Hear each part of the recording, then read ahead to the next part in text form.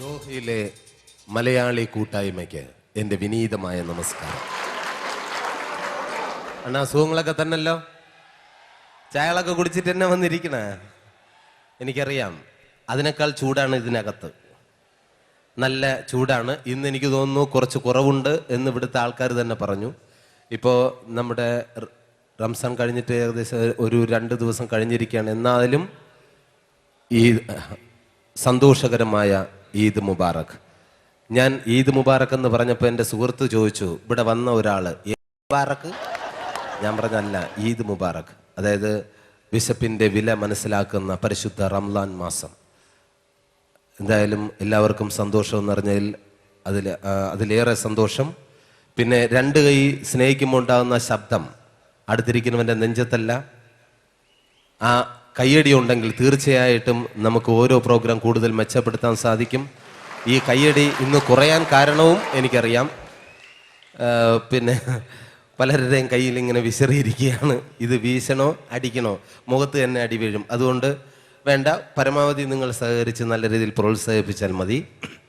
ഒരുപാട് സന്തോഷമുണ്ട്. കാരണം സാധാരണ എന്നോട് ഒരു ഇൻ്റർവ്യൂവിൽ ചോദിച്ചു, ഏറ്റവും സുരാജ് ഈ ഓണം ഇല്ലെങ്കിൽ റംസാൻ ഇല്ലെങ്കിൽ ക്രിസ്മസ് ഇതെങ്ങനെ ശരിക്കും ആഘോഷിക്കാറുണ്ടോ എന്ന് ചോദിച്ചു. നമ്മളൊക്കെ ആഘോഷിക്കുന്നത് വളരെ ചുരുക്കമാണ്. ഞാൻ അന്ന് പറഞ്ഞു, ഏറ്റവും കൂടുതൽ ഏത് ആഘോഷങ്ങളായാലും ഏറ്റവും കൂടുതൽ ആഘോഷിക്കുന്നത് മറുനാടൻ മലയാളികളാണ്. അതിന് നിങ്ങളേറെ ഞാൻ 2 കൈ കൂപ്പി നമസ്കരിക്കുകയാണ്. കാരണം എല്ലാവരും മറുനാടൻ മലയാളികളാണ്. ഏത് ആഘോഷമായാലും അതിൻ്റെതായ രീതിയിൽ പരിശുദ്ധിയോടുകൂടി ആഘോഷിക്കുന്നത്. കേരളത്തിൽ ഓണമായാലും റംസാൻ ഇതൊക്കെ വന്നു പോകുന്നു, അങ്ങനെ അങ്ങ് വിട്ടേക്കുന്നതാണ്. പക്ഷേ ഇവിടെ ആവുമ്പോൾ ഇത്രയും പ്രോഗ്രാമൊക്കെ ഉണ്ട്, എല്ലാവരും നിന്ന് ആഘോഷിക്കുകയാണ്. കാരണം നമ്മുടെ കേരളത്തിലൊക്കെ ആണെങ്കിൽ ഇത്രയും ജനങ്ങളെയൊന്നും ഒരു പ്രോഗ്രാമിനൊന്നും കാണാൻ പറ്റുകയില്ല ഈ സാഹചര്യത്തിൽ.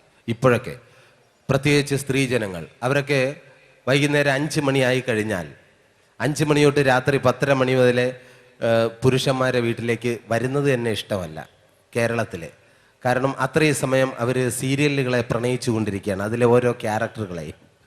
അവിടെ ഇപ്പോൾ സീരിയലിനെ കുറ്റം പറയുന്നതല്ല, അതിലൊരു പെണ്ണ് ഉടുത്തൊരുങ്ങി വന്ന് പറയും, കഴിഞ്ഞ 10 വർഷമായി ഞാൻ ഒരാളെ സ്നേഹിച്ചു, വേറൊരാളെ വിവാഹം കഴിച്ചു, ഇപ്പം മറ്റൊരുത്തൻ്റെ കുഞ്ഞിനെയും പ്രസവിച്ച് സുഖമായിട്ട് ജീവിക്കുന്നു. സീരിയലിൻ്റെ പേരാണ് പെറ്റ തള്ള സഹിക്കാത്തത്, പതിവ്രത. അങ്ങനെ മാറിയിരിക്കുകയാണ്. ഇവിടെയൊക്കെ വരുമ്പോൾ ഇവിടത്തേക്ക് റോഡ് കാണുമ്പോൾ ഞാനൊക്കെ ഞെട്ടിപ്പോവും. അയ്യോ, ഇതൊക്കെ കേരളത്തിൽ എന്ന് സാധിക്കും? കേരളത്തിലൊക്കെ ഇവിടെയൊക്കെ റോഡിൻ്റെ സൈഡിൽ നമുക്ക് പാവിരിച്ച് കിടക്കാം. പക്ഷെ കേരളത്തിലാണെങ്കിൽ നമ്മളെയൊക്കെ അടക്കാം. ആ രീതിയാണ് റോഡിൻ്റെ അവസ്ഥ. ഇന്ത്യ ഭയങ്കരമായിട്ട് വികസിച്ചു കൊണ്ടിരിക്കുന്നു എന്ന് പറയുന്നു. ഏത് കാര്യത്തിലാണോ എന്തോ. ഇപ്പൊ തന്നെ ഇന്ത്യയിൽ നമ്മുടെ ബാംഗ്ലൂരൊക്കെ ചെന്ന് കഴിയുമ്പോൾ ഞെട്ടിപ്പോവും. പാലങ്ങളുടെയൊക്കെ പണി നിമിഷം കൊണ്ടാണ് കഴിയുന്നത്. കേരളത്തിലെ പാലം പെറ്റ തള്ള സഹിക്കില്ല.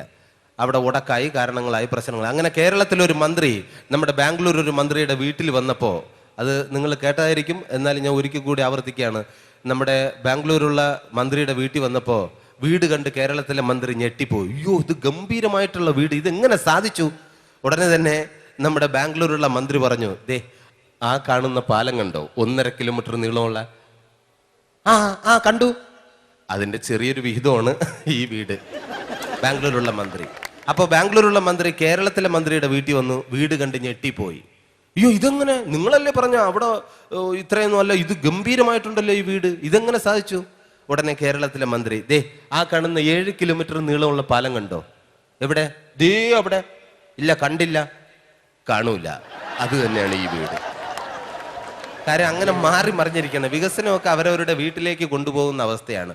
അങ്ങനെ തന്നെ ഒരു സുഹൃത്ത് പണ്ട് പറഞ്ഞിട്ടുണ്ട്, പണ്ടൊക്കെ 10 രൂപ ഉണ്ടെങ്കിൽ ആവശ്യമുള്ള വീട്ടു സാധനങ്ങളൊക്കെ വാങ്ങിക്കൊണ്ട് വരാമായിരുന്നു. പക്ഷെ ഇപ്പോൾ അങ്ങനെയല്ല. എല്ലാ സ്ഥലത്തും ക്യാമറ വച്ചിട്ടുണ്ട്. എല്ലാം മോഷണമാണ് ഇതിൻ്റെ ഇടയിൽ നടക്കുന്നത്. അങ്ങനെ വാങ്ങിച്ചുകൊണ്ട് വരാൻ പറ്റാത്തൊരവസ്ഥയിലേക്ക് മാറിക്കൊണ്ടിരിക്കുകയാണ്.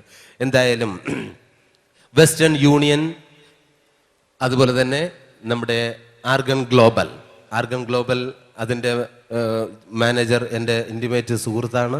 എന്തായാലും ആർഗൺ ഗ്ലോബൽ ഹലോ മർഹബയ്ക്ക് എല്ലാവിധ ആശംസകളും നിങ്ങളാണ് നേരേണ്ടത്. ഞാൻ തന്നെ ഒരിക്കൽ കൂടി നേർന്നുകൊണ്ട് ഈ പ്രോഗ്രാമിലേക്ക് കടക്കുകയാണ്.